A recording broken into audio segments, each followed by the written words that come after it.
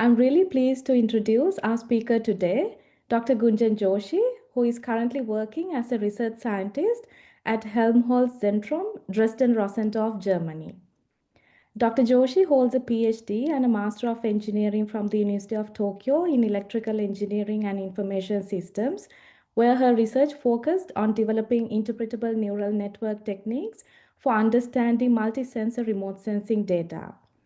She has received several prestigious recognitions, including the Japanese government's MEC Scholarship in 2018, the Japan Society of Photogrammetry and Remote Sensing Award in 2021, and the IEEE Geoscience and Remote Sensing Society Excellence in Technical Communication Student Prize Award in 2022. Her current research focuses on foundation models for carbon stock mapping, and she has published several high-impact papers in leading journals covering remote sensing, deep learning, and explainable AI. In addition to her research contributions, Dr. Joshi is an active member of the GRSS community, serving on the editorial board of IEEE Geoscience and Remote Sensing Society magazine as a column editor and as a webinar strategist and social media lead. Today, she will be speaking on making sense of sensors using explainable AI for understanding multi-sensor data fusion. With that, it's my pleasure to hand over to Dr. Gunjan Joshi for her presentation. If you have any questions during the talk, please feel free to post them in the chat. We'll go through them during the Q&A session at the end. Over to you, Gunjan. Thank you, Lily, for the introduction, and I thank IEEE GRSS Sri Lanka chapter for inviting me here for the talk, and thank you everyone who took out time to join my talk. So my name is Gunjan, and I will be talking about explainable AI or XAI and how it can help us make sense of multi-sensor data fusion in Earth observation. My talk will be divided into three parts. First, I'll introduce the concept of explainable AI, what it means and why it matters. Then I'll move on to multi-sensor data fusion, and we will try to understand why we need to combine information from different modalities. And then finally, I will show you a few real world applications that I worked on during my PhD at the University of Tokyo. Okay, so next slide. Okay, yeah. So starting with explainable AI. So before we start talking about explainable AI, we need to talk about the terminology. And there is one word that repeatedly comes up in literature, interpretability. And you'll see that there are different definitions of interpretability. One of the definition is predictive understanding, which is how well can a human predict what a model can do. And basically what it means is if I can understand or anticipate what the output of the model will be, then I can probably understand how it behaves. Another definition is more of a casual understanding, is how well can a human understand the decisions that a model has made. And the third is the ability to explain the model in human terms. The key idea between all of these definitions is to bridge the gap between the machine logic and the human reasoning. Interpretability is always about the human understanding. Can a human understand, trust, and work with the model's reasoning? So it's not a fixed idea, it's a spectrum. Whether we want to predict the model's behavior, understand the model's behavior, or explain its behavior. So this sets the stage for the next part, and we'll actually see what explainable AI does. Okay, so now here we also separate the two terms that are often mixed up, interpretability and explainability. Interpretability means understanding how and why a model generates prediction. It's looking inside a model's mechanics. Explainability, on the other hand, focuses on describing the behavior of the model in more human understandable terms. Even if we don't fully understand what's happening inside, we need to be able to explain what it's doing. So interpretability looks inside the model, and explainability tells the story of what the model is doing and why it's doing and why it matters. So this is the plot of the interest in explainable AI and how it has grown over the past decade or so. If you see this graph, this is from 2012 to 2022. And in this graph, we see that somewhere after 2018, there are clear spikes in the search for the term explainable AI. And all of these spikes correlate to when it's the time when deep learning had started dominating AI. And people realized how much of a black box it was. Now, this is still 2022. And then today morning, I looked up an updated plot to show, to see how much of the interest has risen, especially in the last 2 years. So, in the last 2 years, models have become larger, more complex, and the need to understand their decisions has become critical not only from a scientific perspective, but also from an ethical and a policy making perspective. Now, if you see here, the recent spike has been is probably linked to the rise of foundation models and generative AI, which has made explainability even more urgent. Now, globally, both researchers and policymakers are now seeing explainability as the key to making AI more responsible and trustworthy. Now, explainability is not just a technical thing, it's very central. It plays a very central part in how AI will be integrated in the society. And in areas like Earth observation, it's also important. So this is one of the definition that was that said that a single metrics like overall accuracy gives an incomplete description of most real world tasks. And this is real in the sense of explainability. Models can have very high accuracy, but then they will still fall silent. They will fall silent in explaining how they had this accuracy, and they might also have unfair bias inside it. So we need to go beyond the normal metrics to understand a model's behavior and align the models to more fair decision making, because their decision making can these days influence policy making. So basically, explainability now is all about trust. People are more likely to adopt a AI system if they can understand how it's making its decisions. Without that transparency, even if you have a very highly accurate model, there'll still be some skepticism and resistance towards its adoption, especially when there are sensitive domains like healthcare or finances. So now explainability is not just a research goal in academia, it's a prerequisite now for real world application acceptance and real world applications. So in this example, you see that explainability now is not desirable but necessary. So one of the study in Nature revealed that a widely used healthcare algorithm was discriminating and underestimating the health needs of Black patients. Now, it's not that the model was malicious, it was probably trained on biased data set. Without explainability, these biases will remain hidden. So XAI helps us detect and correct such issues, and it ensures that the AI systems are fair, transparent, and aligned with human values. Okay. Now, in this research, they use explainable AI methods like CAM and gradient CAM class activation maps to visualize which part of CT images influence model prediction. In this research, we see that explainability is now not only about trust or fairness, it can also help us create new scientific knowledge. By making the model's focus visible, researchers were able to get more clinical insight that even trained radiologists had not noticed. So, XAI can also act as a discovery tool. It can reveal patterns that can help deepen more scientific and domain specific understanding. Now, it's also not just a scientific requirement, an ethical requirement, but also a legal requirement.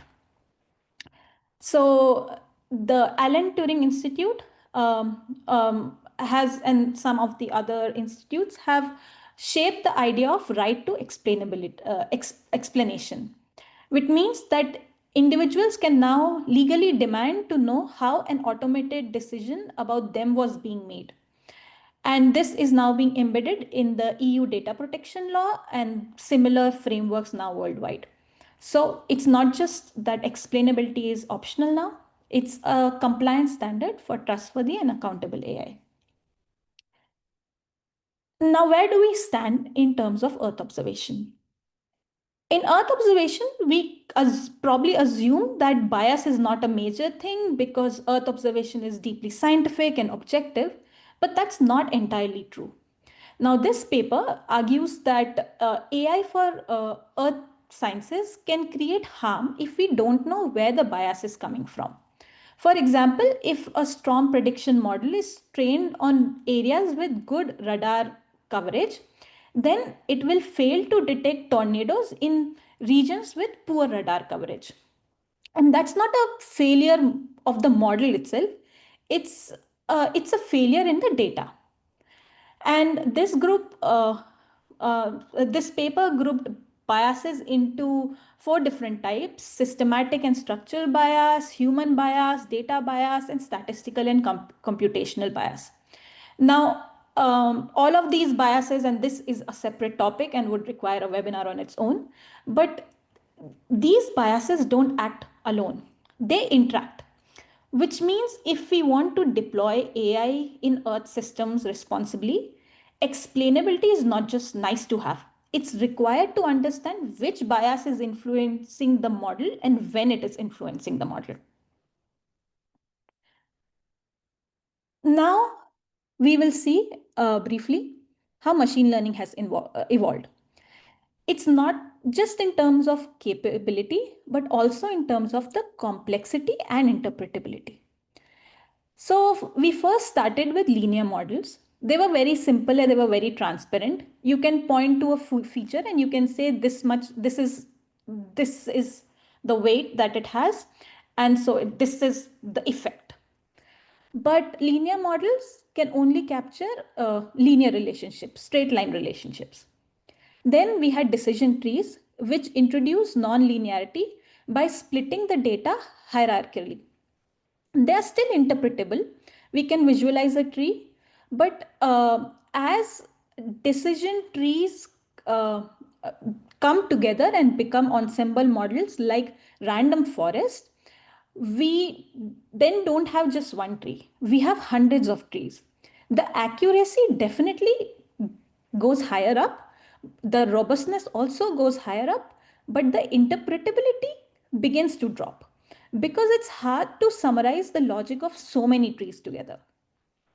And then we come to neural networks, multi-layer networks. It can be CNN for images or recurrent neural networks for sequences. So these models are powerful, they are non-linear, but their interpretability also drops dramatically. They perform very well, but it becomes harder to explain why they made a particular decision. And then transformer push this field even further, and they can have they can fuse context together in a shared latent space. And building on top of transformers are multi-model foundation models. Multi-model foundation models are trained on huge amount of data, often from different sensors, different tasks, different modalities. They're incredibly capable, but they're also entirely opaque. And these are the engines behind the large AI systems we have now, the GPTs and the Geminis. And currently there is some effort being done into understanding the interpretability of the latent space. Um, so, so as the models get complex, the interpretability becomes more difficult. So there's a clear trade-off. If the complexity increases, the interpretability decreases. There is one group of researchers that is always focused on pushing the limits of AI, scaling the model, scaling the data, computing. And there is an equally important other group which is focusing on interpretability, explainability, and trustworthiness. And both of these groups, what they do is incredibly important. In Earth observation also, both these directions are essential. We need the power of these highly complex foundation model transformers to capture the global dynamics, to capture all of the things that these multiple sensors we have around the Earth. But we also need an explainability and interpretability to make sure that what we are predicting is scientifically valid and actionable. So this image shows where explainability fits into the typical machine learning workflow. We start with an input data, which is processed by our model to produce an output, which is usually a prediction or a classification. But that output alone doesn't tell us why the model made that decision. That's where we need to have explainable AI methods combined with domain knowledge to create meaningful explanations. In practice, it means we are pairing explainable AI algorithms with our own scientific understanding so that the explanations are not just mathematically sound, but they are also physically and contextually meaningful. So this example shows what it is to add explainability to a typical model. Suppose a neural network classifies an image and it says this is a cat. It's correct, we know it's a cat, but it doesn't tell us why. With explainable AI, we go a step further and we see which of the parts of the image the model was focusing on. The fur, the whiskers, the claw, the ears, features that are meaningful and understandable to us as well. And this bridges the model reasoning and the human reasoning, and um, uh, the model reasoning and the human reasoning. Okay, then suppose I have a machine learning model. When we talk about explainability, the first question is to ask, is my machine learning model interpretable or not? If it is interpretable, then it could be a linear model or a decision tree. Good, then it's a white box model. Then we can already understand the inner workings. But if it's not, what if it's like a neural network or a foundation model? Then it could be a black box model. We need post hoc methods to understand it. So intrinsic interpretability means that the model is explainable by design, and post hoc explainability means that we need external tools to look inside the model after its training has completed. Um, yeah. So, um, yeah. So once we decide on the post hoc explainability, the next question is the explainable method tied to a specific model, or can it work on any model? So is it domain specific, is it model specific or model agnostic? Now, what does that mean? So if we have a model agnostic method, it does not rely on the workings inside the model. It treats the model itself as a black box and then learns from the input output behavior. So some of the examples for these methods include lime and sharp, which can work in almost any model. Then we have model specific methods, which use the knowledge of the model's internal structure, its layers, its activation function, its gradients. And some of these methods are like GradCam or layer-wise relevance propagation. In short, model agnostic methods are flexible, while model specific ones are precise and tailored to a given architecture. Finally, explainability can also be local or global. Local methods explain why a model made a specific prediction. For one is it for one input for us or for a small neighborhood? For example, why did this model classify this pixel region as urban region or water region? Global method describes the overall behavior of the model. What is the general pattern that it is observing? So the local methods help us debug and validate single cases, while the global methods help us understand the overall reasoning in the model. Both are complementary and sometimes they're used together.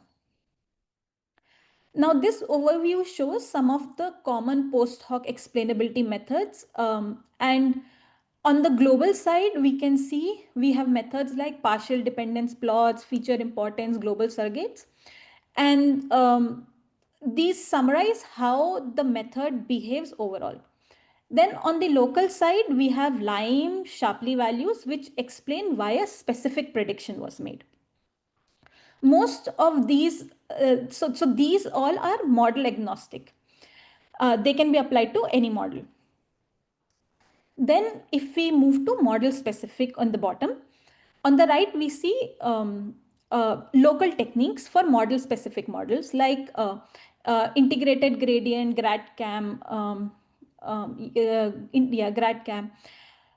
These are used for deep neural networks to visualize which feature drive a single prediction. Then on the bottom left are the global model specific approaches, the global attribution mapping, these kind of approaches, which help summarize the model's behavior while still leveraging the internal structure. Now, all of these models cover full spectrum from flexibility to detail to single prediction to system level understanding. And I'll not go into detail of these, that's a lot. I'll be focusing on something called inverse mapping. Now, inverse mapping is a local model specific method. It reconstructs the input space pattern that correspond to a single output and help us visualize what feature the network actually sees. And it can help us link the model's behavior back to its inputs and its interpretable quantities. Inverse mapping is something we came up with in our group in the University of Tokyo in Japan, and we showed the applications of this in Earth observation, which is what I'll talk about next. So here is the core idea behind inverse mapping. So on the left, we have the usual forward process. The inputs go through the hidden layer and they produce an output. And then the neuron with the strongest activation in the output layer becomes the winner node. On the right, we perform the reverse. We start from the winner node and then map backwards through the same network using the inverse activation function. And it tells us for which output which of the input got triggered, and essentially we see for a class-wise distribution for which class which of the inputs were the most prominent. So on the bottom you see these activation functions, and these are modified logarithmic activation functions that are applied mathematically during the forward pass and also during the backward pass. Why we used a new activation function was because we needed a network that is reversible in nature. And to be reversible, the inverse needs to be defined from minus infinity to infinity. The usual activation functions are only defined, are not defined in minus infinity to infinity, and that's why we came up with this activation function. Okay, then now, even though a model is explaining something, it doesn't mean we can trust it. Explanations can sometimes make us feel confident, but it doesn't necessarily mean that's true. An explanation can create a false trust. Even if the prediction is wrong or uncertain, we need to know the confidence that the network has in its estimation. In other words, a transparent mistake is still a mistake. So one of the challenges to communicate effectively the uncertainty that the model has, so that we know which of the regions in the model which of the predictions of the model we shouldn't trust. Now for that, we also used inverse mapping. So in inverse mapping, after the forward pass, when we get the winner node, this winner node is the value of this winner node in comparison to all the other winner nodes in that spatial map is plotted, and we based on whether it's a positive value or whether it's a negative value, we come to know whether the the model is confident in its estimation or it's underconfident in its estimation. So this is about inverse mapping and explainability. Now I'll talk about data fusion in remote sensing. So uh, nowadays we have a lot of sensors. We have optical sensors, we have hyperspectral, we have LiDAR, we have JEDI, we have hyperspectral. In this work, I focus only on optical sensors and SAR sensors. So optical sensor and SAR sensor are so the optical sensors are those which can work, uh, which are active sensor, which are passive sensors, and they work. So they work when there is sunlight, and when it's dark, it's dark. But then we have active sensors like synthetic aperture radar, which use their own electromagnetic the microwave radiation, and they send it towards the Earth's surface and they gather the backscatters.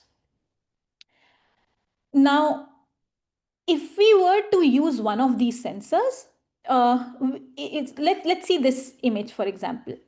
If we see this volcano, which is the Kamchatka volcano in Russia, if we see an optical image, we see that from the optical image, we are not able to see the volcano, the mouth, the spout of the volcano very clearly. But if we see the SAR image, we can see the spout of the volcano clearly. So this means we should use SAR, and SAR is very, it can see through clouds. So let's use that. But SAR data is also complex. In the bottom image, you see that there is this river. This is an area in Brazil, near the Amazon, in the Amazon rainforest, and you see that there is a city called Manaus, and every year from May to June, whenever the river floods, uh, the spectral signatures of the city are similar to the flooded region. So SAR data, even though can see through cloud, understanding the SAR data and the backscatters of the SAR is a little bit complex. And if you see the properties of SAR and optical, you see that they are complementary to each other. So they are not competing sensors. These are sensors that should be used together. So now I show some applications in earthquake damage estimation. Now, during my study, I wanted to understand how these two sensors are working together. And even though we know that they are complementary, do they actually work together? If you give both the datas together, do both of the data work synergetically together, or is it that one sensor, um, um, one sensor is more stronger than the other? So to understand that, I studied the Palu earthquake in Indonesia. And so the Palu earthquake happened in 2018. It's been a while back. And in this earthquake, there were multiple landslides that had happened in this area. So we took ALOS-2 SAR sensors and Sentinel-2 optical sensor, and used both of them together. So this image shows the study area.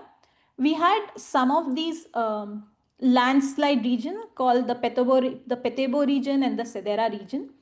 And there were damage maps that were published by the Copernicus Emergency Management Service, which showed the landslide. And based on that, we created modified damage maps, which showed regions that were damaged and not damaged, and also a detailed classification of what those regions were.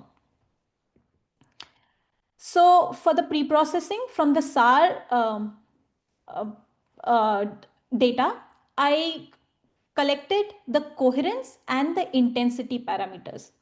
Now to create coherence, we need two pairs. That's why we had two pair two pairs. So one with before the earthquake and one pair after the earthquake to see the changes. So I determined the coherence and the intensity. And from the optical from the optical data, I took out features that were more relevant to earthquakes, like building index, normalized difference, vegetation index, and buildup index.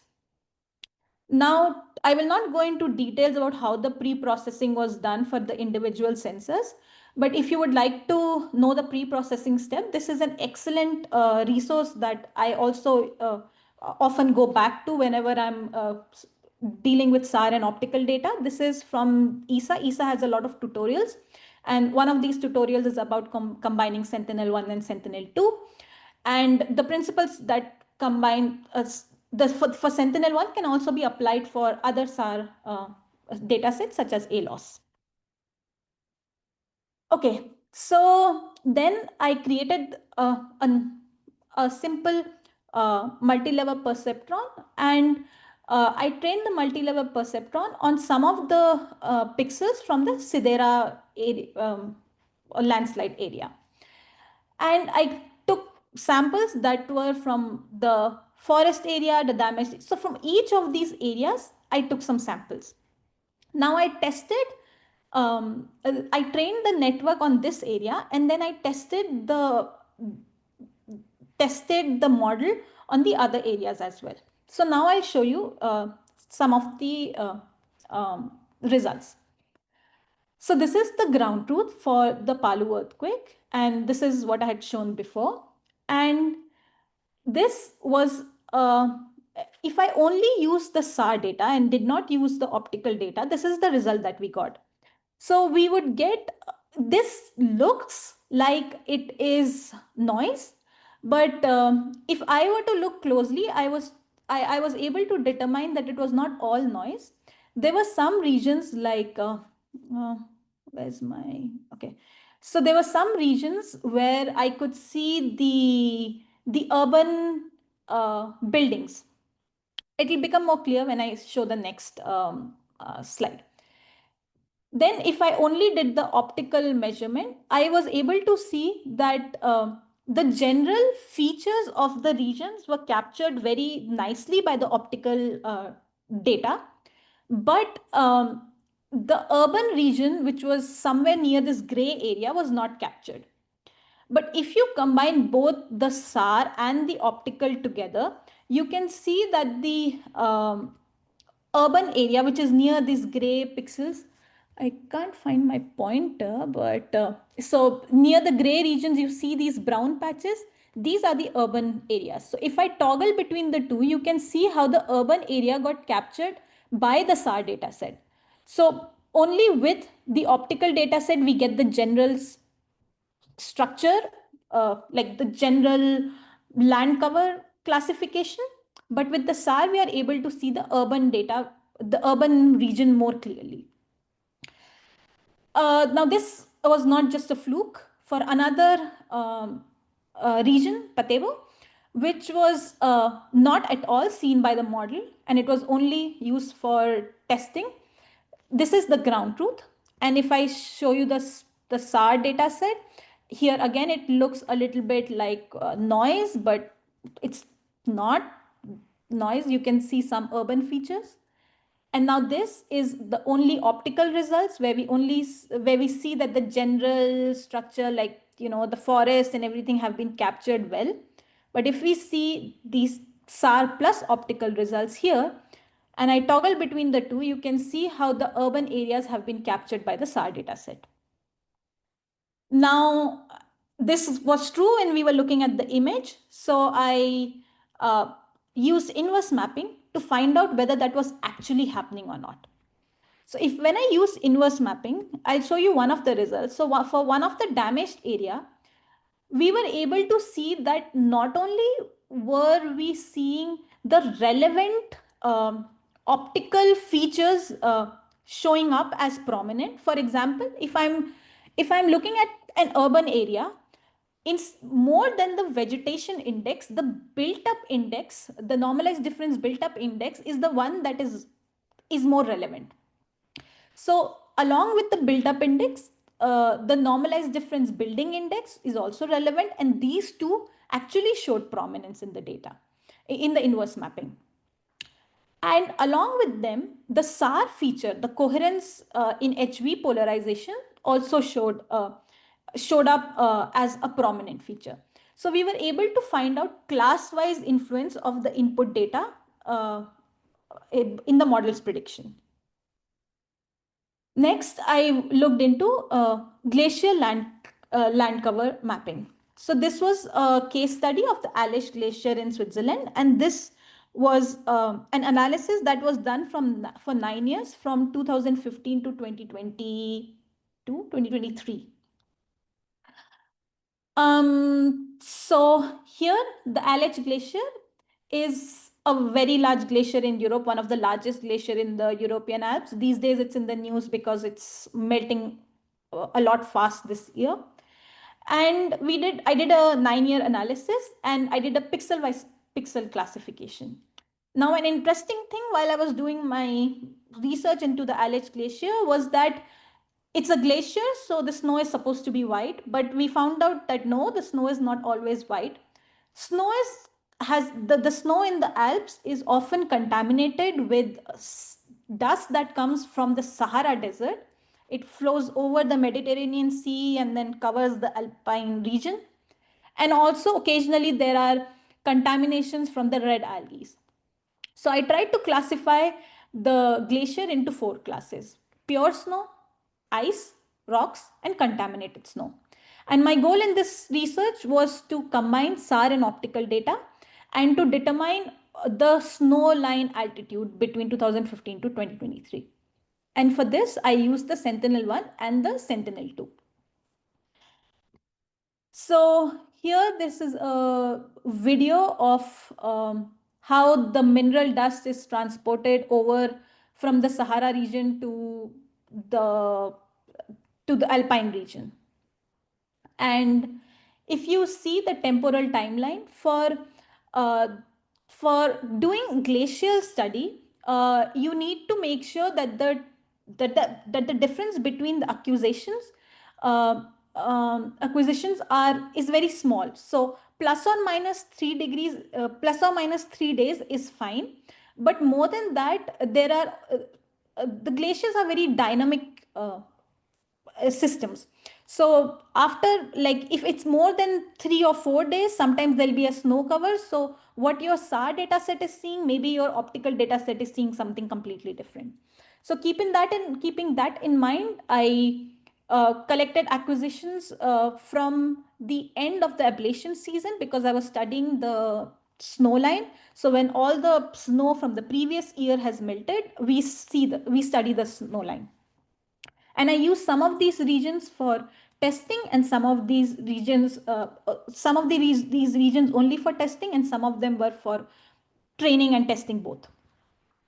So from 4 of these years, I took some samples, and some of these samples were so from 2015 and 2016, I took the pure samples. For example, pure snow, ice, and rocks.